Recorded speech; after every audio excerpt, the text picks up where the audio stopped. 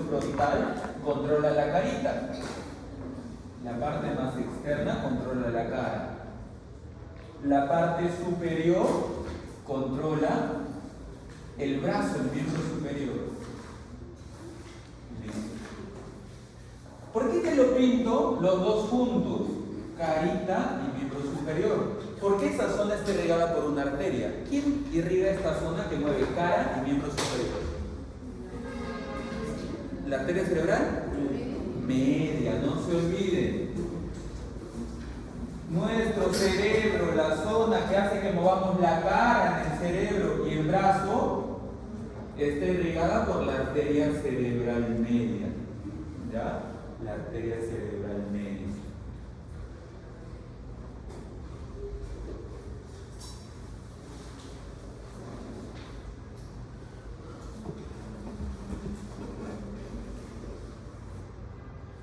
Sin embargo, la zona más central es la que mueve el miembro inferior, esta zona central de acá. Pero también, ¿para qué sirve? Esa zona se llama lobulillo paracentral, porque está en medio del cerebro. Lobulillo paracentral.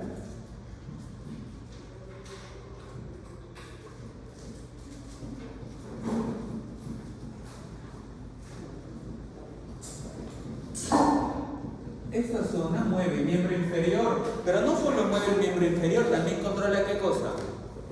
Esfínteres. Ya mueve la pierna, pero controla esfínteres también. O sea, hace que el paciente no pierda orina y no se defeque. Controla esfínteres. Listo. ¿Por qué te lo he pintado de otro color? Porque esta zona no está irrigada por la cerebral media. ¿Quién irriga esta zona de acá? Cerebral anterior. Arteria cerebral anterior.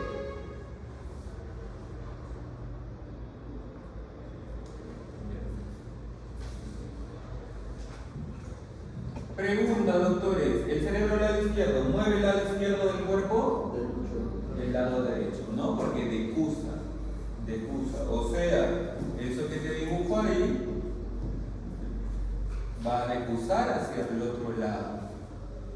¿A dónde? ¿A qué nivel es que decusa, muchachos? Bulbo raquídeo, ¿no? ¿En qué nivel? Arriba, abajo, tercio superior, tercio inferior.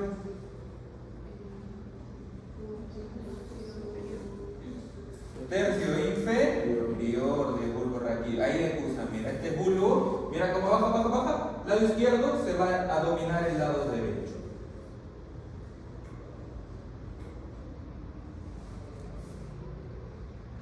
Te voy a encerrar una zona importante.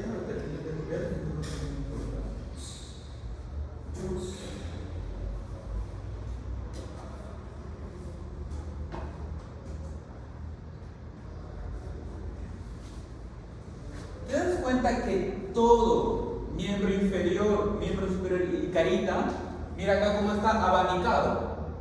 Diferente irrigación. Pero te das cuenta cómo acá se juntan, mira.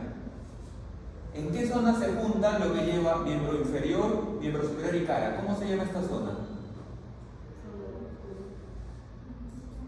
Brazo, posterior de la cápsula interna.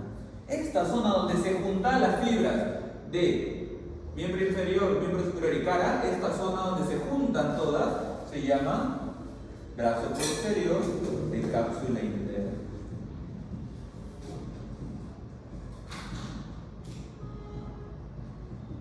Anoten bien porque no me he olvidado su pasito, solo le estoy dando chance, ya, porque en fin, porque hoy me pasó algo, a tomarlo a mitad de clase, ya, pero anoten bien, estén atentos, muchachos, no me olviden su pasito. Brazo posterior de cápsula interna.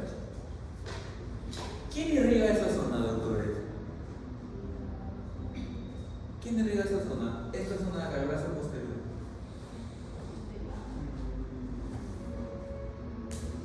¿Alguien recuerda?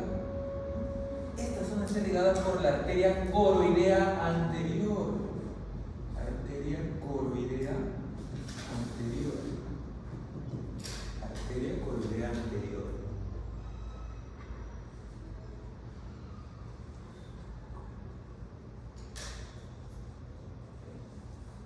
Quiero que te des cuenta como acá arriba, donde se juntaron, ¿todavía ha degustado o todavía no ha degustado? Todavía no, ¿verdad? ¿Por qué es importante conocer estos tres puntos que te he marcado? Acá, acá y acá. Por lo siguiente, mira. Pregunta, doctores, si tengo una lesión de la cerebral media, se tapa, supongamos, por un trombo. El paciente, ¿qué no puede mover? Cara, ¿y qué más?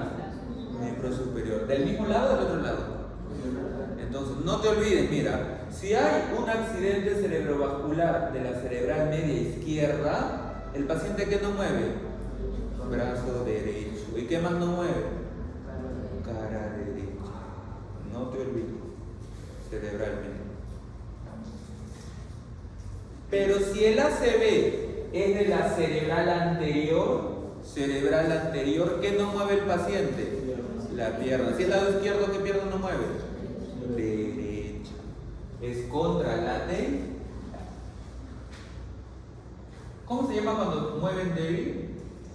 Paresia, ¿no? Debilidad muscular por paresia. No es parálisis, parece que no mueva nada. Parece que a lo mucho puede mover un poquito. Paresia.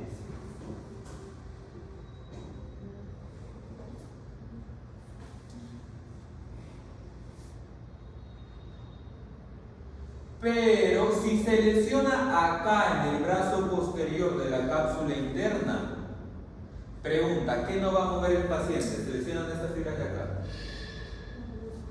Acá pasa lo rojito ¿qué era? Cara, ¿y qué era el rojito? Miembro superior. Pero también acá confluye lo azul ¿qué era? ¿Te das cuenta que toda la mitad del cuerpo se concentra en esta zona? Entonces, una lesión, ¿quién le regala? Coroidea anterior. Una lesión, un ACV de la coroidea anterior te va a dejar sin mover. ¿Qué cosa? Cara, ¿no? ¿Te va a dejar sin mover qué cosa? Brazo. ¿Te va a dejar sin mover qué cosa? Pierna. O sea, eso se llama hemiparesia, ¿ya? Hemiparesia, muy bien. Si es del lado izquierdo, ¿qué no moverá? El derecho. Listo. Quiero que entonces que te des cuenta esa gran diferencia, ¿ya?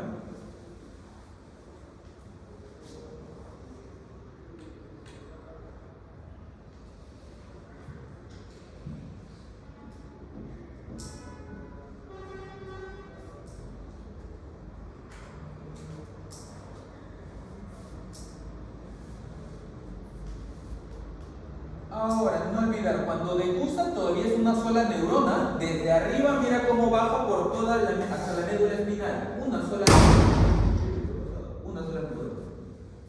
Baja. Por acá.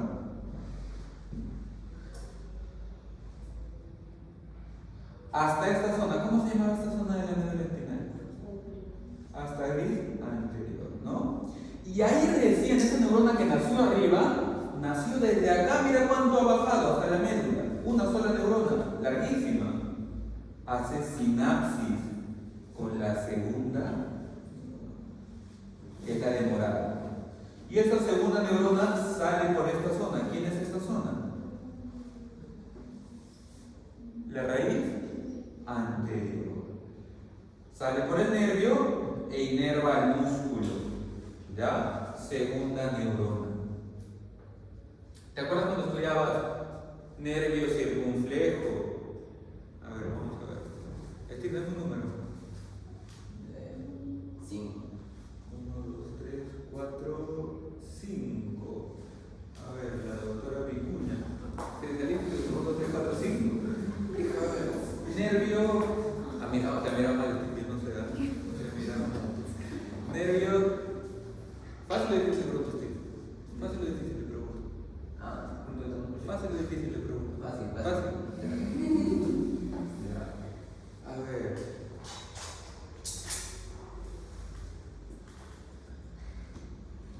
El nervio musculocutáneo.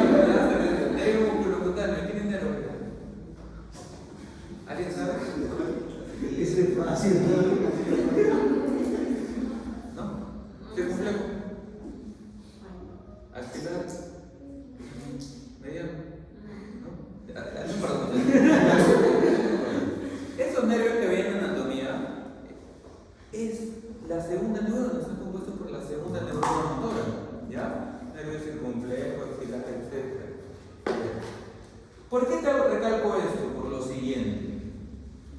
hemorragia piramidal, ¿cuántas neuronas la componen? Dos. ¿No? Una, dos. Se puede lesionar. Puede ser la primera neurona, la que nace desde arriba del cerebro, o la segunda neurona, la que nace en médula espinal. Y cada una tiene su cuadro clínico, ¿ya? En algunas el paciente va a estar duro, hipertónico. En otras el paciente más bien va a estar flácido. En una el paciente va a tener reflejos exagerados. En otra el paciente ni reflejos va a tener. Entonces, ¿cuál es cuál? Bien. Cuando se lesiona la primera neurona, el paciente va a tener los hiper, o sea, va a tener hipertonía.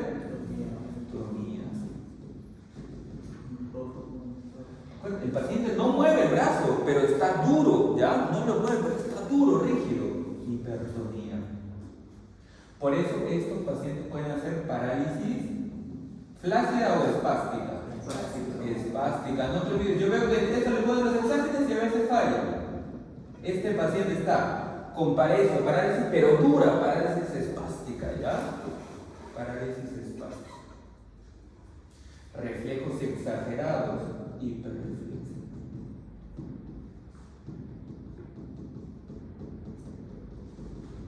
Hiperreflexia.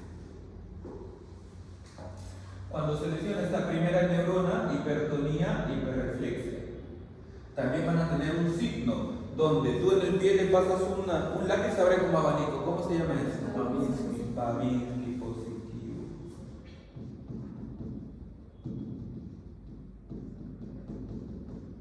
Babinski positivo. Y por último va a tener clonus.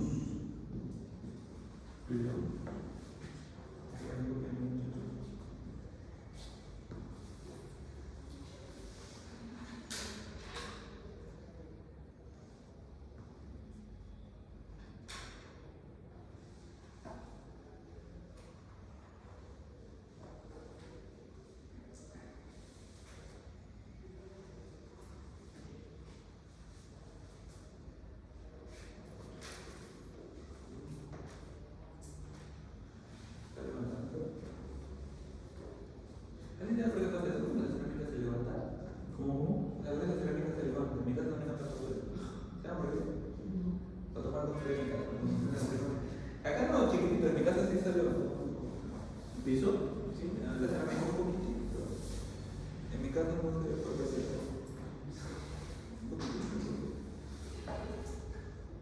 ¿En el primer piso o segundo? Ah, primer piso. Es porque normalmente cuando hacen la construcción tienen que sentar tierra. Tienen que demorar más o menos como un mes, que lo tienen que estar compactando. Pero normalmente los albañiles lo hacen. Entonces, tarde o temprano se tienen que ir asentando la tierra, no se sientan. Ya, por eso levanto un poquito. Claro. Sí, no, en mi casa está un poquito levantado. Es porque está mal construido. No, pero sí, eso es. Entonces, muchachos, bien, si se lesiona primera neurona aparece eso. Pero si te selecciona segunda neurona, o sea, desde el asta gris, raíz anterior, o el nervio, aparece lo contrario. Es decir, en lugar de hipertonía, ¿qué va a aparecer? Hipotonía. El paciente no mueve y este brazo está recontra flácido. Hipotonía. Por eso te puede llegar a ser parálisis flácida o espástica.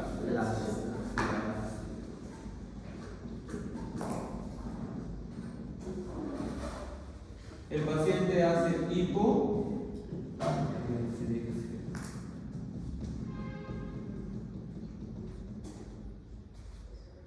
Babinski negativo. Tú le pasas el lapicero, no se abre como abanico, ¿ya? Ese pie. Babinski negativo. ¿Y qué va a tener? Fasciculaciones. ¿Qué son fasciculaciones? Claro, algunos de estos pasos, supongamos, están preocupados. Falta un día para el examen, supongamos, y les late el ojo. Estas son fasciculaciones. Esos latidos espontáneos, como por ejemplo el late el ojo, se llaman fasciculaciones. ¿Ya? Que no necesariamente implican lesión de segunda neurona, no se me asusten, ¿ya? Pero en estos pacientes también se ve, a veces puede ser por estrés, mal sueño, sí. Pero puede ser también indicativo de lesión de segunda neurona.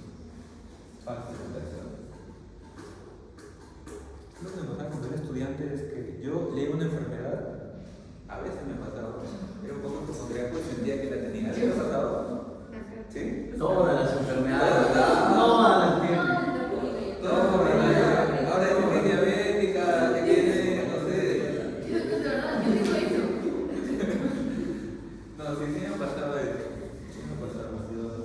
Me acuerdo que me estuve en circulaciones y según yo tenía hipercarrera. Porque parecía segunda neurona, porque sentía debilidad en mi pierna, brazo,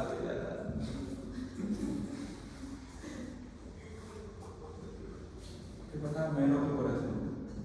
Estaba como que traumatizando, muchachos, estaba traumatizando. Entonces, doctores, ¿por qué se lesiona la primera neurona? A ver, ¿por qué creen que se puede lesionar este tejido? Lo más común, un ACV, ¿no? Puede ser un ACV. ¿Por qué más se puede lesionar ese tejido? De repente un tumor cerebral que comprime.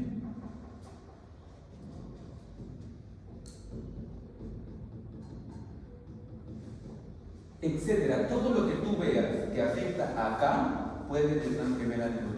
Te podemos poner un caso, te ponemos paciente que no mueve la región hipertonía o reflexia, indique cuál no sería una causa probable. Ustedes deducen, lo que no me afecte acá, no me afecte acá, no me afecte acá, entonces no será la causa. Ya es más deducción. Pero ¿por qué se puede lesionar la segunda neurona, doctores? ¿Se acuerdan quién formaba la mielina en la segunda neurona? ¿Qué célula? ¿Cómo se llama esa enfermedad donde la mielina de la segunda neurona es destruida? Lesión de segunda neurona, entonces motora, por ejemplo, se me causa Guillain-Barré porque destruye la mielina de la segunda neurona.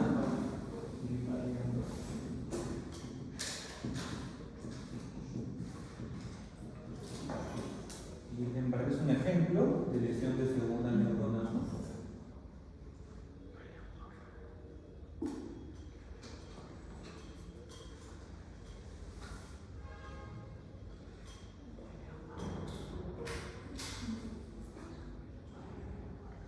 Y hay una enfermedad que te quita la mielina, pero no de la segunda, sino del sistema nervioso central, esa de la primera neurona. Esclerosis múltiple. Eso me faltó acá el ejemplo. Lesión de primera neurona motora, en este caso porque se desmieliniza, es la esclerosis múltiple. Es la esclerosis múltiple.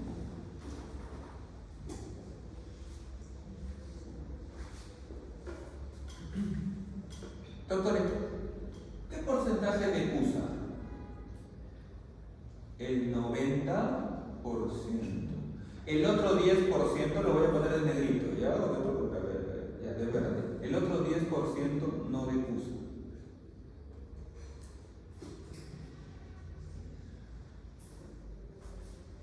Asesinatos. Bueno, solo un 10%.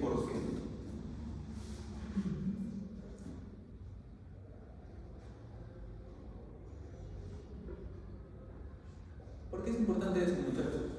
Cuando hay un ACV de acá, si bien es cierto, no puedes mover bien, puede haber cierto grado de movimiento. ¿Y por qué? Porque si bien es cierto, el ACV de acá dañó el 90% de fibras motoras, acuérdate que va a inervar un 10%, por eso mueven un poquito, ¿ya? Porque este lado, 90% es de esta vía piramidal y un 10% de la vía del mismo lado. ¿Ya, muchachos? Por eso que el paciente puede mover, sí, pero poquísimo, o la ajustas contra el bloque.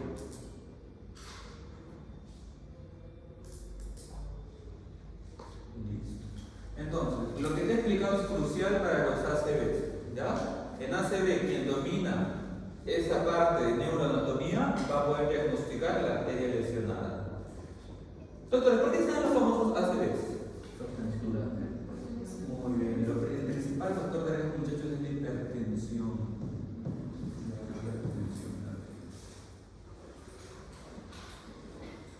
¿Otros factores de riesgo?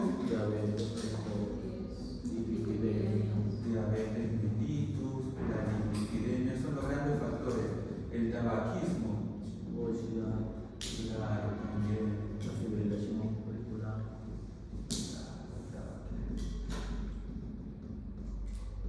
paciente diabético, dislipidemia con tabaquismo y sobre todo hipertenso, es un candidato, obviamente cuando está descontrolado, sobre todo, es un gran candidato a hacer una ACV. Como mencionaban ahí, la fibrilación auricular para los ACVs isquémicos.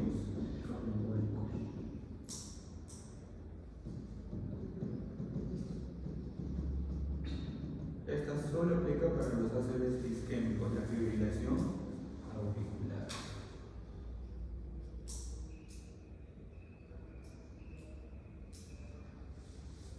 Entonces, tenemos dos tipos de ACVs, ¿no? Uno cuando la arteria se tapa por un coágulo llamado ACV isquémico, que son los más frecuentes, el 80-85% de ACVs son isquémicos, ¿ya? 80-85%. Y otro donde la arteria estalla, el ACV hemorrágico, ¿ya? Que son el otro 20%. O sea, la mayoría son por un coágulo que está tapando la arteria del cerebro del sistema nervioso central. ¿Cuál será la principal causa de que se tape estas arterias? Trombos. Los trombos, ¿no? ¿Y de dónde vienen esos trombos? ¿De la nada? De arreglo principal. Corazón, los interiores. Ni siquiera tenemos cuello. Las carótidas. Tú vas a ver cuando seas interno que todo paciente con ACV le hacen ecodoppler carotidio. ¿Por qué? ¿Y por qué hacen ecodoppler carotidio? Así como, no sé, ¿por qué nos importamos? Porque hay una placa de ateroma en el corazón, ¿sí o no? Es lo mismo, en el cuello también se forman placas de ateroma. Mira esta placa de ateroma. En la carótida, sobre todo la carótida interna. ¿Y cuál es el problema? Igualito que el infarto. ¿Qué puede pasar con esa placa de ateroma? Se puede rasgar. ¿Tu cuerpo qué va a pensar si está rasgado? Que es una herida, ¿no? Va a formar un coágulo. Y ese coágulo que se forma acá en la carótida, lo voy a poner así de azulito, ¿ya? Se forma en la carótida por la placa de ateroma, viaja, se desprende, viaja, hasta alguna arteria dilatada. ¿Ya? Es como si fuera el infarto, parecido, pero acá en la carótida. ¿Ya? Esos ACVs se llaman ACVs, se formaron por una placa de ateroma. Ateroscleróticos. ¿Y dónde nació esa placa de ateroma? En la carótida interna. De ahí viene el coágulo, se desprende.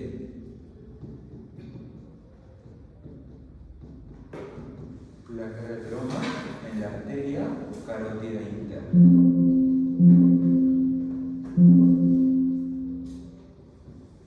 En la arteria carótida interna.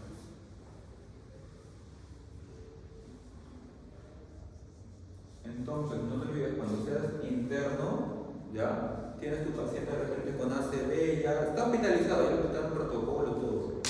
No te olvides llenar su ecodoppler carotídeo.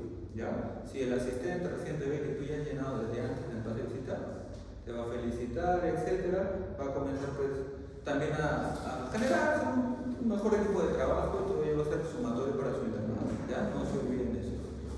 No se olviden. Luego, esa es la primera causa del ACV isquémico. La segunda causa, aparte de que puede venir del cuello, puede venir de acá, del corazón, ¿no? ¿Y por qué? ¿Qué tiene que pasar? Una fibrilación. ¿Y por qué una fibrilación auricular?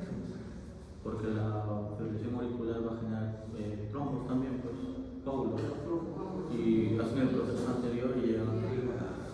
¿Y por qué se genera específicamente? Doctores, cuando sacan sangre, ¿qué tienen que hacer con el tubo para que no se coagule? Moverlo, sí o no. Porque toda sangre que no se mueve se coagula. Entonces, ¿qué pasa? La aurícula normalmente está en movimiento porque se contrae y bota la sangre, baja la sangre. Pero una fibrilación, pregunta, ¿la aurícula moverá esa sangre si se fibrila? No, ¿verdad? Esa sangre de tu aurícula con fibrilación auricular, la sangre que está dentro de esa aurícula se coagula porque la aurícula no se está contrayendo bien, se coagula. Se forma ese coágulo y viaja como un émbolo. Por lo mismo, sale por la aorta, viaja por la carótida, sube hasta el cerebro y tapó ese coagulito del cerebro. Esa es la segunda gran causa de ACV. Segunda es cardio. Factor de riesgo, fibrilación. Fibrilación auricular.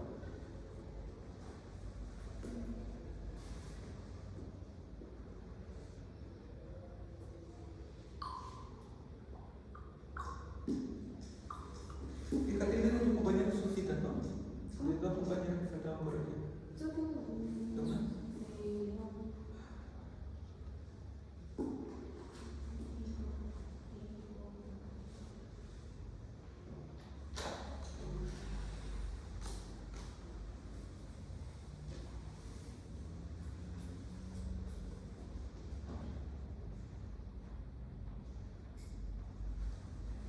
Si te habían equivocado, me dieron la rúbrica, es una rúbrica grande, de varios cuadros.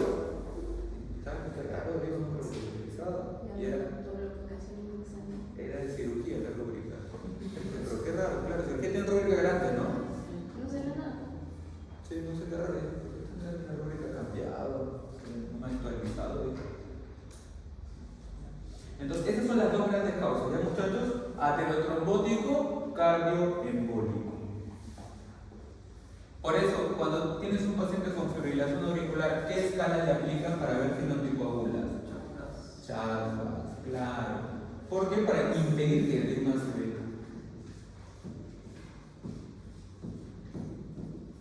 Primero es aterotrombótico, segundo cardioembólico.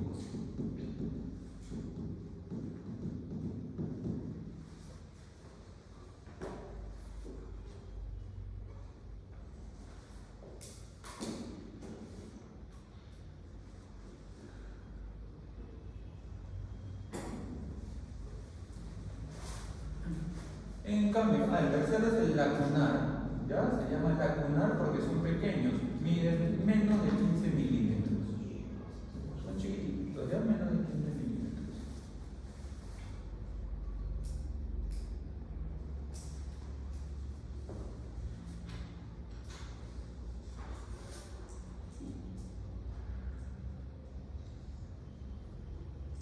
La segunda gran causa de ACV son los hemorrágicos, cuando el vaso estalla. Doctores, pero el vaso que estalla no es un vaso grande, por ejemplo, no va a ser este vaso, no va a ser la carótida, no va a ser la cerebral media, eso no estalla, tiene un calibre grueso.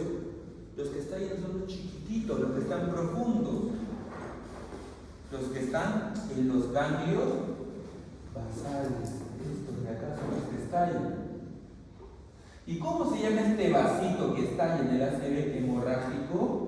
Se llama ACV hemorrágico intraparenquimal, se le llama, ¿ya? Cuando estalla, los que están cerca del cerebro, intraparenquimal.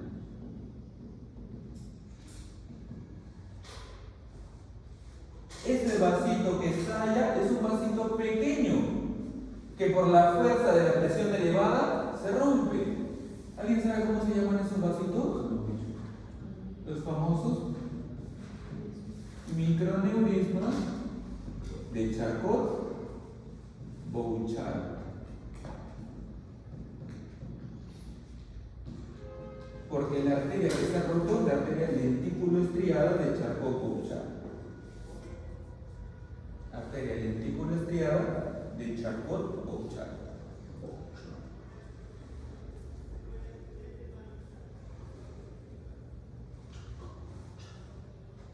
Indagan un poquito más esa arteria lentículo estriada, ¿ya? Es un vasito tan fino que tenemos en el cerebro que ante la presión elevada de varios años, se remodela, se forman microaneurismas pequeños, hay una subida de presión intensa y se termina rompiendo, ¿ya? Eso es arteria.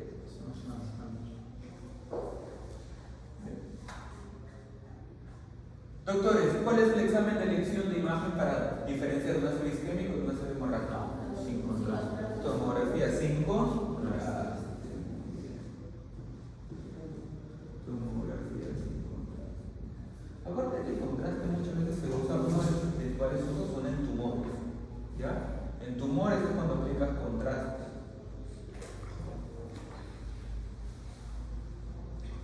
Por protocolo, desde que el paciente ingresa al hospital, ¿cuánto debe demorar esa tomografía? Menos de 20 minutos. Ya, menos 20 minutos.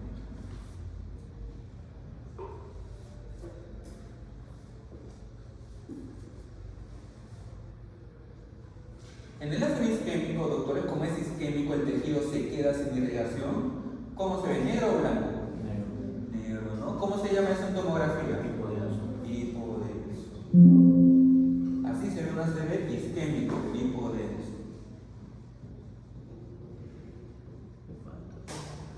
Porque no se irriga, se muerto ese tejido hipodenso. Pregunta, si desde el ACV, ahorita, se lo saco a las 5 de la tarde, ¿ya se verá así, hipodenso? ¿Es el toque? No. ¿Cuánto demora en aparecer? 48 a 72 horas. Mira, estamos jueves. Recién probablemente para el sábado se ve este cambio. Esto demora 48 a 72 horas en aparecer.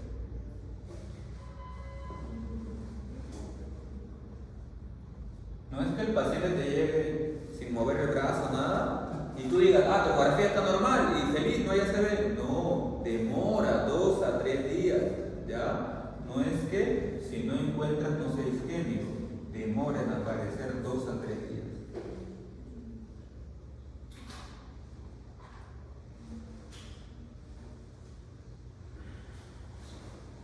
En cambio,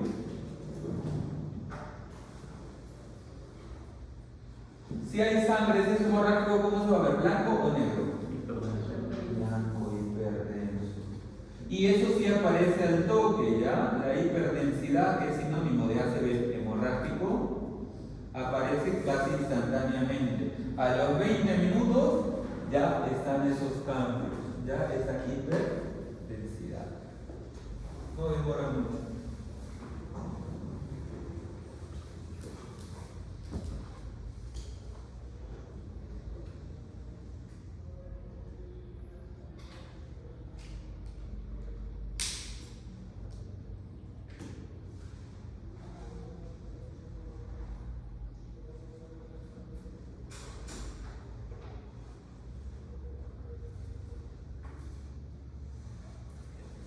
Doctores, ¿por qué sacan la tomografía? ¿Por qué se saca la tomografía, doctores?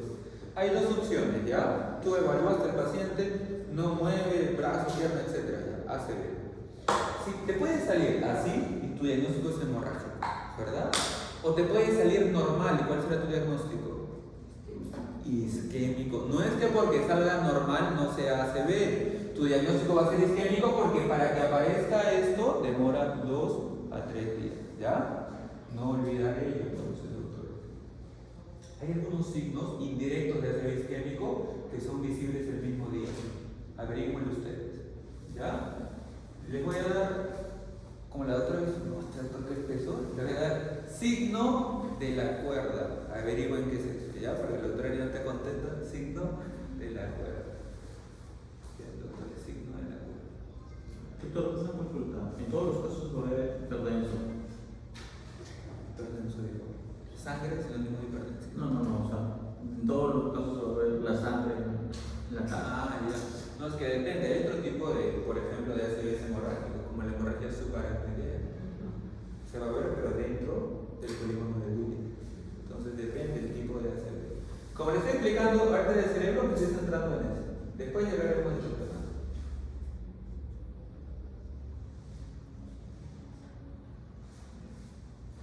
Entonces, doctores, no olvidar, como les mencionaba nuevamente, de rojo voy a hacer la cerebral media y irriga esta zona de acá. Irriga miembro superior e irriga la zona que mueve la cara. Pero no solo eso.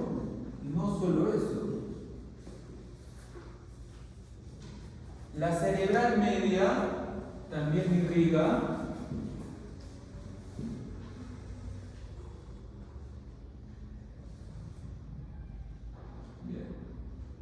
irriga esto, que es lo mismo que estoy dibujando acá. ¿Cómo se llama esta área? Prerolándica, ¿sí? Irriga acá, El área 44, ¿para qué sirve el área 44, muchachos? Área de Broca, ¿no? Y rega acá, el área 22, ¿qué área es esta? ¿Where? Ajá, Wernicke. Dice Wernicke, pero no, ya no se dice Wernicke. Pero ahora se dice Wernicke porque viene de otro idioma. Sí, Wernicke. No sé qué idioma, pero sí. Tengo esa duda. Ya bueno, Wernicke, algo ya, Wernicke. Al final, Wernicke. Bueno, Wernicke no. Pero o viene Wernicke o viene Wernicke. ¿Y para qué sirven esas zonas, muchachos? A ver, ¿cómo Broca por la boca. Wernicke escribió. A ver. ¿Y para cuánto es 5 más 6? 11, ¿no? La doctora tiene el área de Broca de Wernicke. Bien. ¿Por qué? Cuando yo le dije 5 más 6, la doctora ¿qué hizo al principio? Me escuchó y me entendió. ¿Cuál es el área que te permite entender el lenguaje? Wernicke.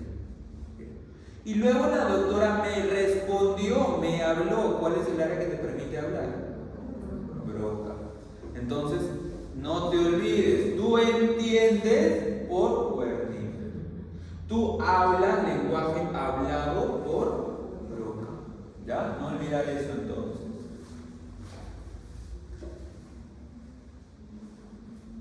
El área 44 de Broca sirve para expresar lenguaje. El lenguaje hablado expresado. Expresa el lenguaje.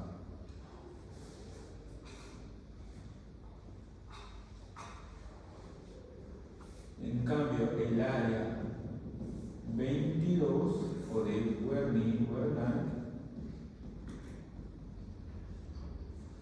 sirve para comprender el lenguaje.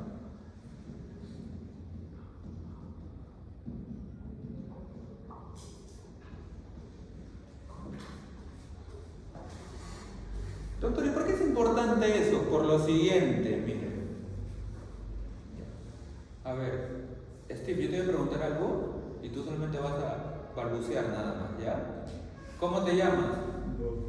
Algo así, ajá, ya, muy bien. Ya, a él le sale igualito, ¿no? Ya. ¿Cómo te llamas? Ahí sí ya no puede, ¿no? Ya, muy bien. Entonces yo digo, yo tengo dudas, ¿no? ¿No me estará entendiendo? ¿Wernicke no estará funcionando? ¿O Broca que no lo deja hablar? Entonces, cuando tengas dudas con ese paciente, dile, levanta la mano, el brazo derecho levanta.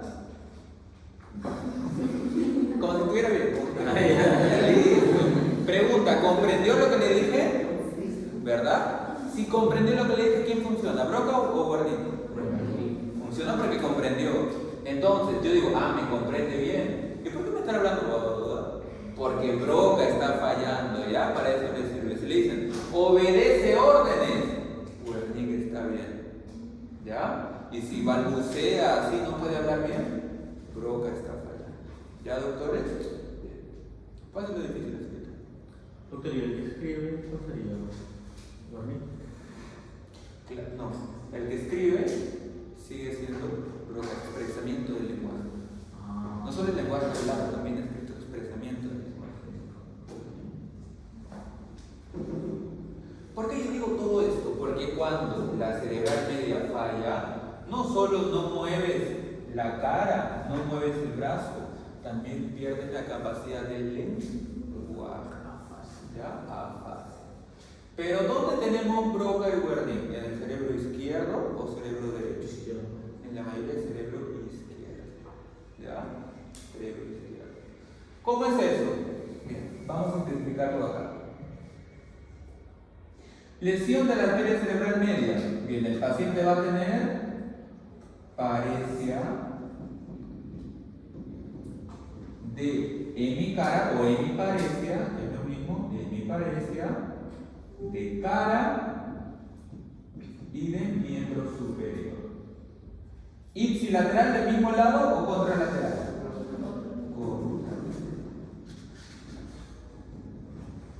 Contralateral.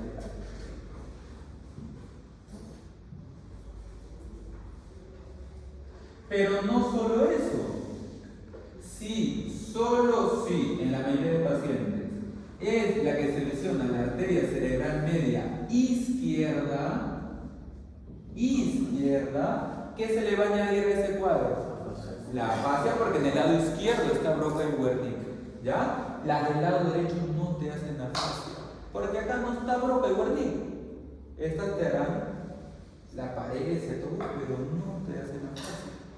Solo las de este lado, porque acá está Broca y Wernicke, ¿ya? Estas van con afasia.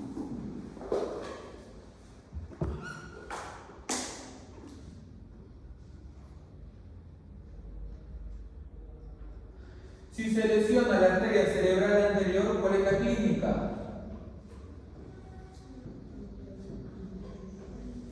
¿Qué nos mueve el paciente? Va a tener hemiparesia de miembros inferiores. También llamada crural es lo mismo, ¿ya? Crural es lo mismo que decir miembro inferior.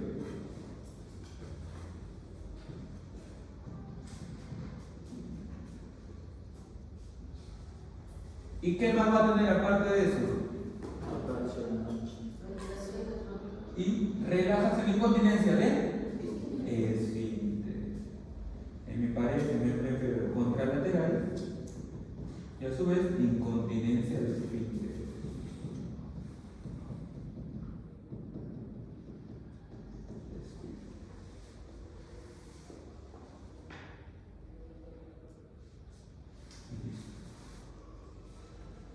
Nuevamente es contralateral.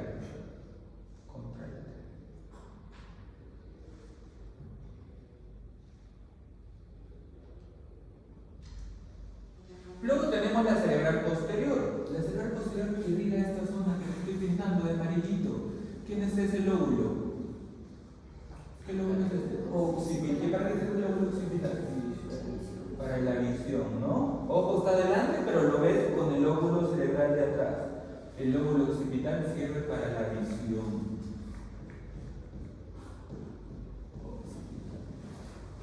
¿Cuál es el área visual, muchachos? El área visual es el área 17, ¿ya? No se olviden. De repente en el examen les preguntamos área. La área visual primaria es la 17.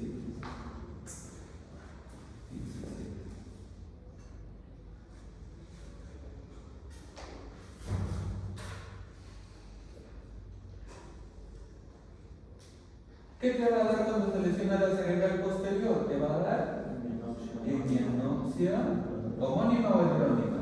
Homónima.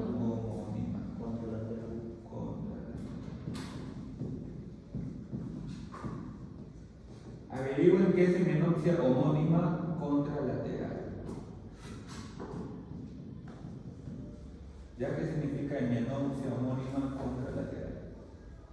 Aunque una consulta, ¿preserva la visión central o no? Exacto, con preservación de la visión central. Porque eso también te da hemianopsia, pero no preserva. Con preservación de la visión central.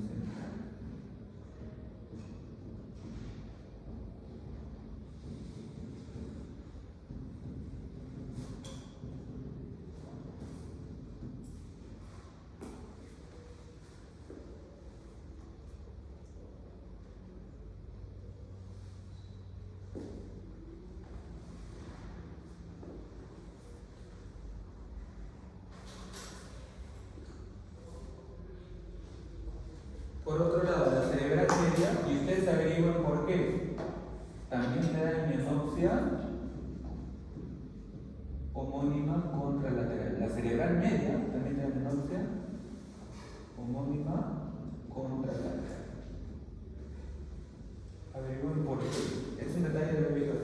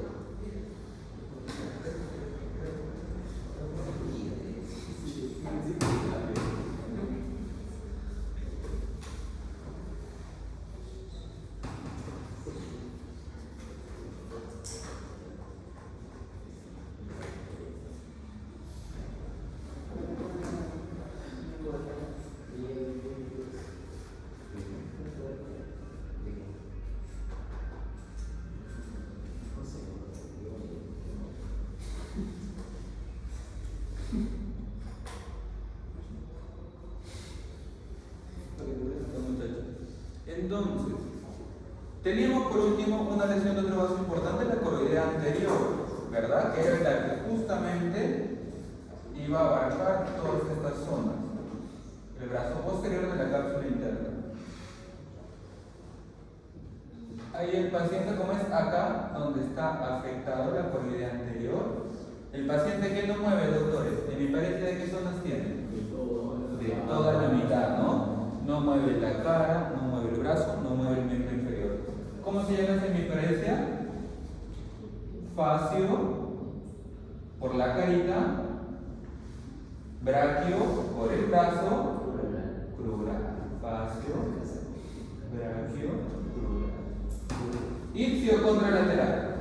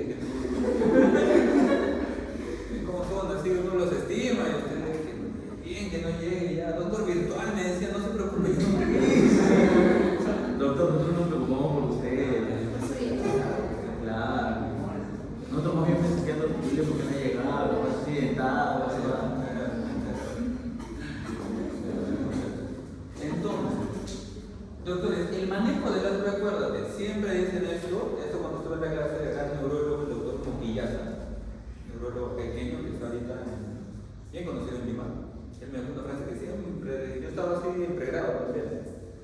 El tiempo es cerebro. Ya, el tiempo es cerebro.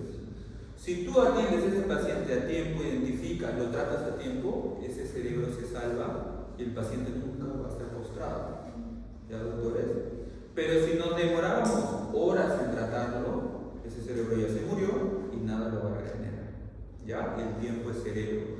Por eso es que dan un algoritmo de tiempos máximos que tú no deberías demorar. ¿Cuántos de esos tiempos máximos que no deberías demorar?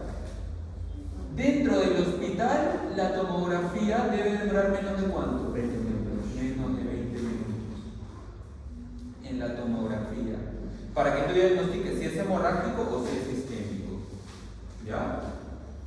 Si tú diagnosticaste que es isquémico porque no ves signos de hemorragia, no ves blanco, dices, es isquémico, eso se ha dado porque la arteria se ha roto o hay un coágulo. Porque hay un coágulo.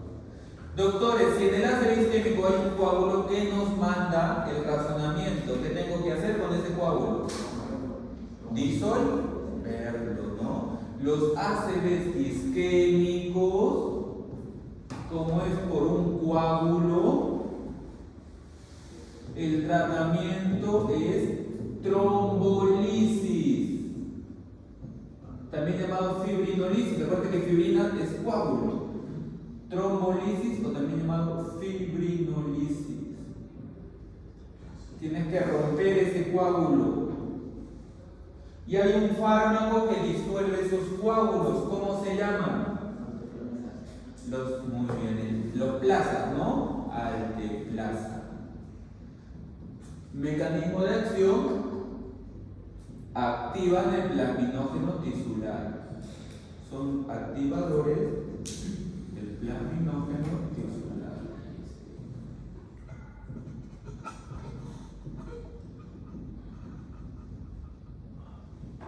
Activadores del plasminógeno tisular.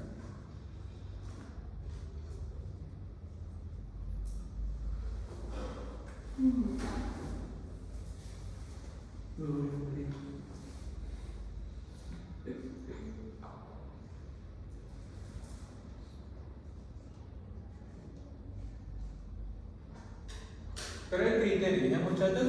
Pregunta: si hoy día me da un ACV isquémico, ¿ustedes creen que mañana me hacen trombolisis y ese tejido cerebral seguirá funcionando? No. Ya se murió, ciudadano. Solamente son unas horas en las cuales, si tú retiras el coágulo, el cerebro se salva. Por eso hay unos criterios de inclusión. Doctores, ¿cuánto tiempo como máximo debe pasar? 4.5 horas. Claro, menos de 4 horas y media. Después de eso, el cerebro ya se murió, ya no tiene sentido darle ese fármaco. Menos de 4 horas y media. El paciente debe tener una edad mayor de ¿cuánto? 18 años. Edad mayor de 18 años. ¿Cuánto debe estar la presión arterial?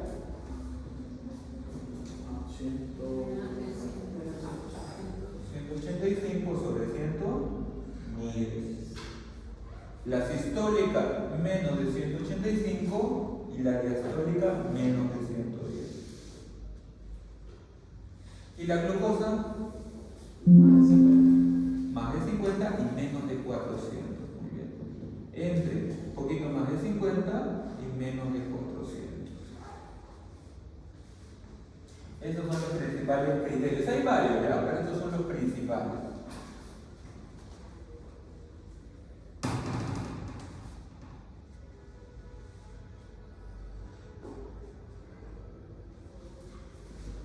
Doctores, ¿pero qué pasaría si el paciente llega con presiones? Imagínate, voy a poner el caso clínico, ¿ya? Tienes un paciente de 30 años, que desde hace 2 horas los familiares refieren que no puede mover cara y brazo derecho. Tampoco puede hablar.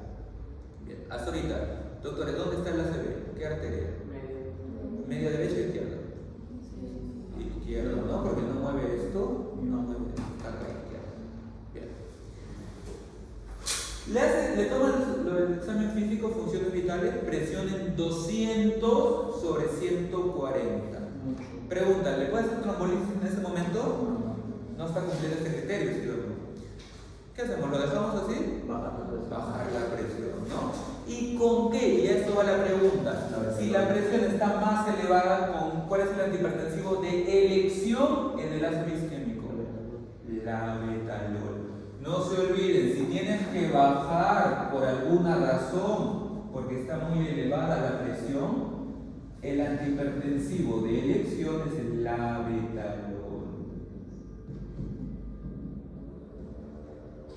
Si deseas bajar la presión, para que cumpla con el criterio de inclusión.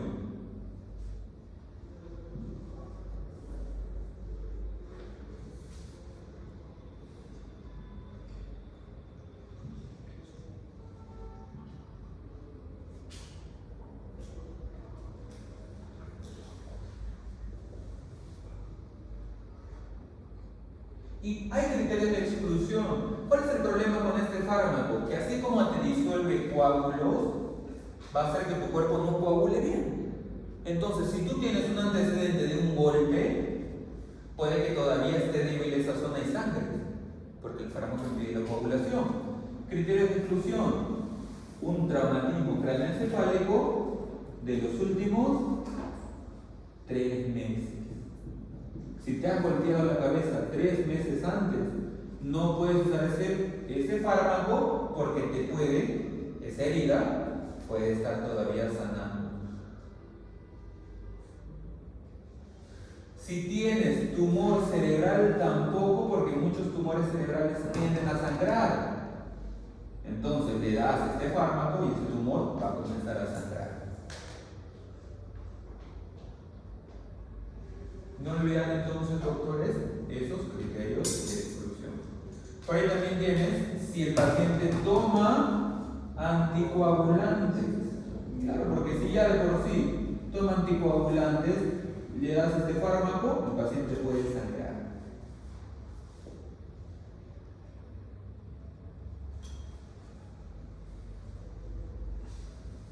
Bien, muchachos, ahora sí. Llegó el momento. ¿Han estudiado la clase pasada? ¿No han estudiado la clase pasada? Usted dijo que es esta semana. Esta semana, solo esta semana, puro esta semana. Ya. Pero si quiere tomarnos algo fácil de desechar. ¿Vas a estar de ahora? Van a venir 2 cosas que les he explicado. A ver. Dijo fácil, No, fácil, no es fácil. Por eso la compañera también le dijo algo fácil que no sabía algo. ¿Cuándo?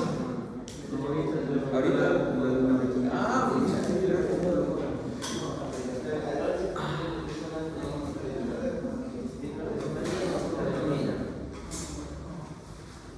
recién ahora se preocupa por estudiar, recién estaba notando.